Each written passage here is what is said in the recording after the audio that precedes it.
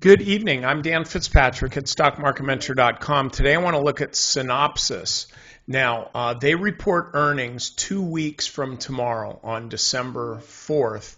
And the way I'm seeing this stock, and we've been covering this in Stock Market Mentor for a while, just kind of waiting for this breakout, right? Well, today we finally got the breakout on heavier than average volume, not like massive, but definitely heavier than average volume. So this is a good clean breakout. Now, the fundamentals on the company are really good. They're, accelerating earnings, revenues, and profit margins. So they're not just getting better, but they're getting better at a faster clip. This is the stuff that you see in stocks that ultimately do really, really, really well. Now, Synopsys has already done really, really, really well. Since this low here, stock's up 75%. You look at where it was several years ago, and it's up a lot more than that. So this has still got really good mojo. And so what I would suggest doing is buying the stock tomorrow. I think this is in an earnings run. And if I'm correct,